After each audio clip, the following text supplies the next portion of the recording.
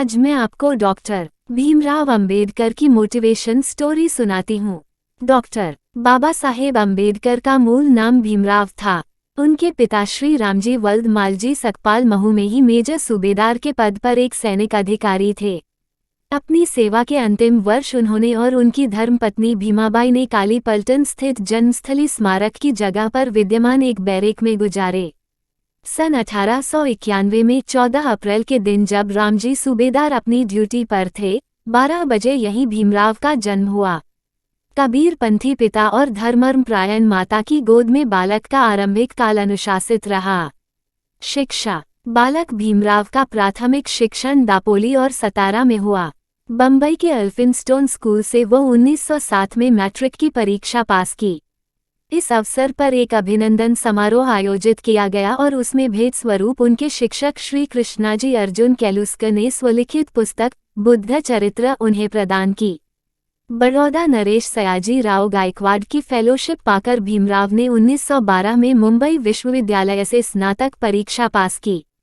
संस्कृत पढ़ने पर मनाही होने से वह फारसी लेकर उत्तीर्ण हुए।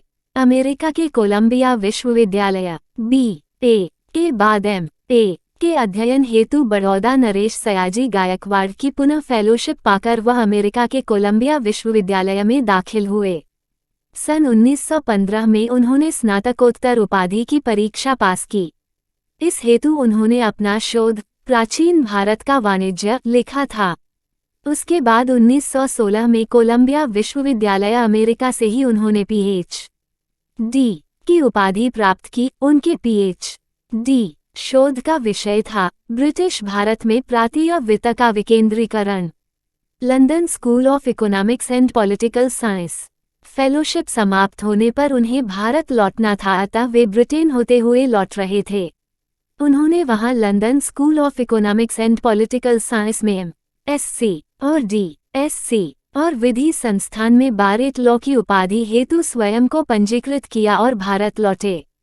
सबसे पहले छात्रवृत्ति की शर्त के अनुसार बड़ौदा नरेश के दरबार में सैनिक अधिकारी तथा वित्तीय सलाहकार का दायित्व स्वीकार किया।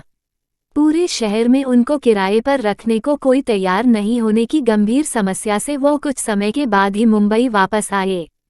दलित प्रतिनिधित्व। वहां परेल में डबक चाल और श्रमिक कॉलोनी में रहकर अपनी अधूरी पढ़ाई को पूरी करने हेतु पार्ट टाइम अध्यापकी और वकालत कर अपनी धर्मपत्नी रमाबाई के साथ जीवन निर्वाह किया। सन 1919 में डॉक्टर अंबेडकर ने राजनीतिक सुधार हेतु गठित सद्ब्रो आयोग के समक्ष राजनीति में दलित प्रतिनिधित्व के पक्ष में साक्ष्य दी। अशिक्षित और निर्धन लोगों को जागरूक बनाने के लिए काम।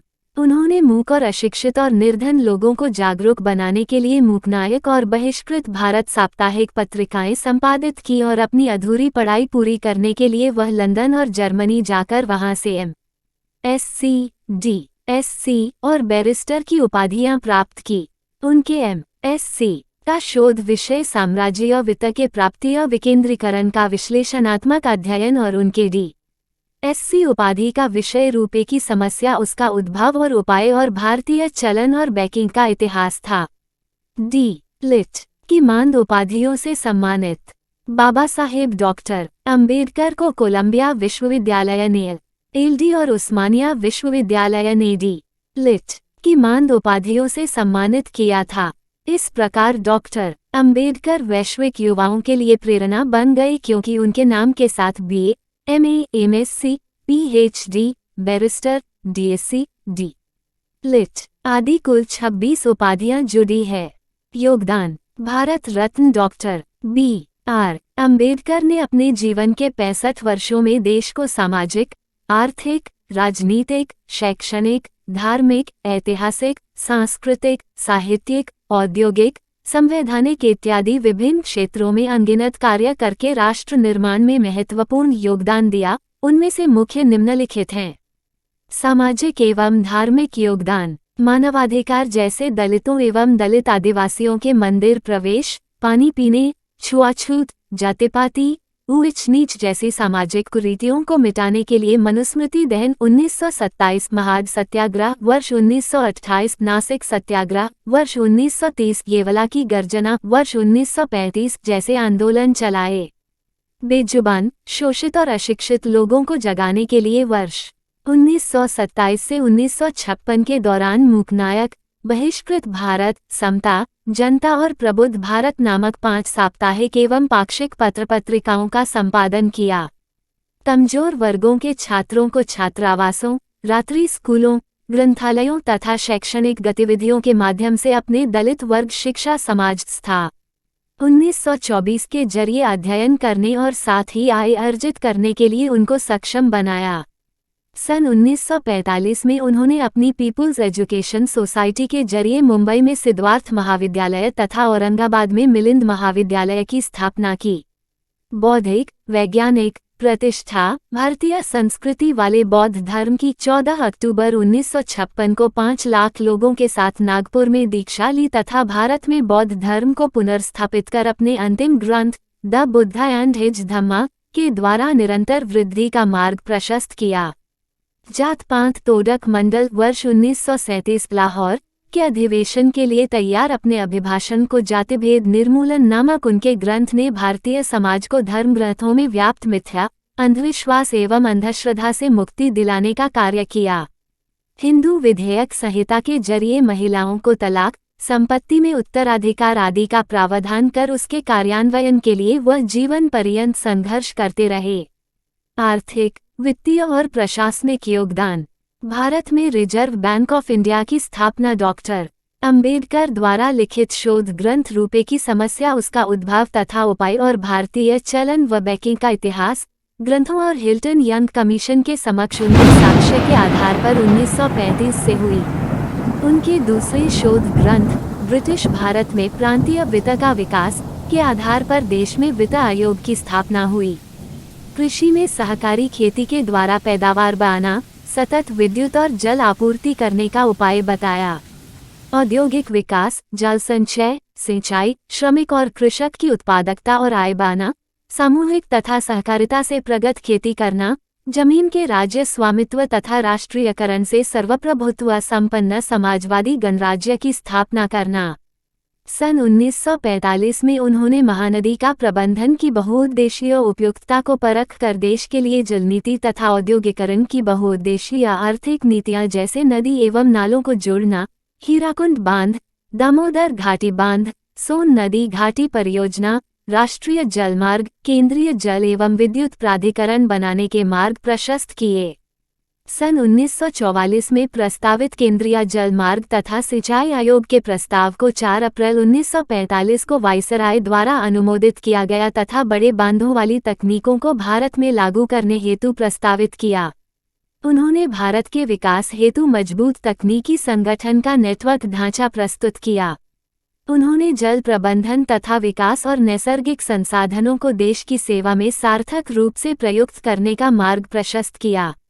संविधान तथा राष्ट्र निर्माण। उन्होंने समता, समानता, बंधुता एवं मानवता आधारित भारतीय संविधान को 2 वर्ष 11 महीने और 17 दिन के कठिन परिश्रम से तैयार कर 26 नवंबर 1949 को तत्कालीन राष्ट्रपति डॉक्टर राजेंद्र प्रसाद को सौंपकर देश के समस्त नागरिकों को राष्ट्रीय एकता, अखंडता और व्यक्ति की गरिमा की जीवन पद्धति से भारतीय संस्कृति को अभिभूत किया।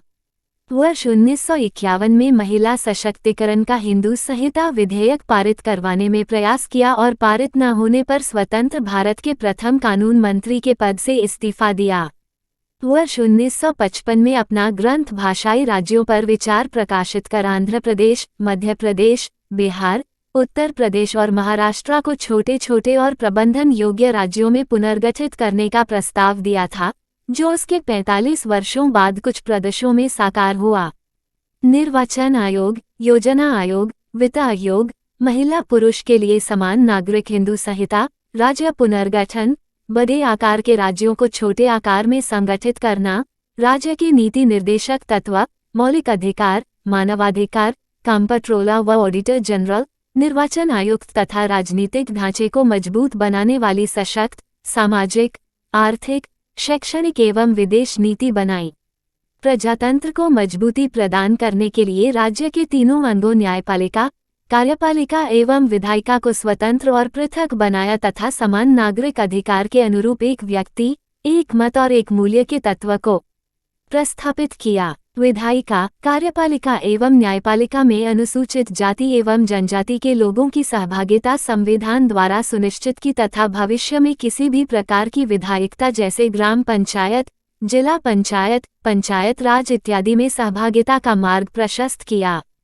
सहकारी और सामूहिक खेती के साथ साथ उपलब्ध जमीन का राष्ट्रीयकरण कर भूमि पर राज्य का स्वामित्व स्थापित करने तथा सार्वजनिक प्राथमिक उद्यमों यथा बैंकिंग, बीमा आदि उपक्रमों को राज्य नियंत्रण में रखने की पुरजोर सिफारिश की तथा कृषि की छोटी जोतों पर निर्भर बेरोजगार श्रमिकों को रोजगार के अधिक अवसर प्रदान करने के लिए उन्होंने औद्योगिकरण की सिफारिश की। शिक्षा, सामाजिक सुरक्षा एवं श्रम कल्याण।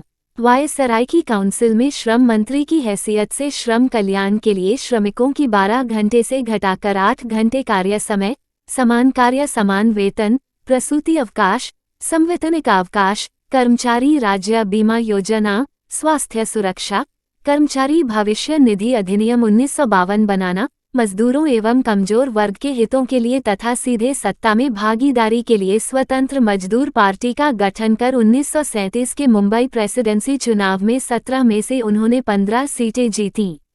कर्मचारी राज्य बीमा के तहत स्वास्थ्य, अवकाश, अपंग सहायता, कार्य करते समय आकस्मिक घटना से हुए नुकसान की भरपाई करने और अन्य अनेक सुरक्षात्मक सुविधाओं को श्रम कल्याण में शामिल किया।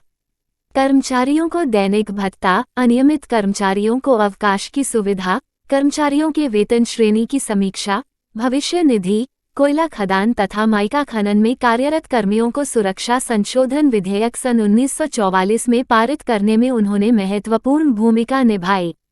सन 1946 में उन्होंने निवास, जल आपूर्ति, शिक्षा, मनोरंजन, सहकारी प्रबंधन आदि से श्रम कल्याण नीति की नींव डाली तथा भारतीय श्रम सम्मेलन की शुरुआत की जो अभी निरंतर जारी है, जिसमें प्रतिवर्ष मजदूरों के ज्वलंत मुद्दों पर प्रधानमंत्री की उपस्थिति में चर्चा होती है और उसके निराकरण के प्रयास किए जाते हैं। श्रम कल्याण निधि के क्रियान्वयन हेतु सलाहकार समिति बनाकर उसे जनवरी 1944 में अंजाम दिया। भारतीय सांख्यिकी अधिनियम पारित कराया ताकि श्रम की दशा, दैनिक मजदूरी, आय के अन्य स्रोत, मुद्रास्फीति, ऋण, आवास, रोजगार, जमापूंजी तथा अन्य निधि व श्रम विवाद से संबंधित नियम संभव कर दिया। नवंबर 8, 1943 को उन्होंने 1926 से लंबित भारतीय श्रमिक अधिनियम को सक्रिय बनाकर उसके तहत भारतीय श्रमिक संघ संशोधन विधेयक प्रस्तावित किया और श्रमिक संघ को सख्ती से लागू कर दिया।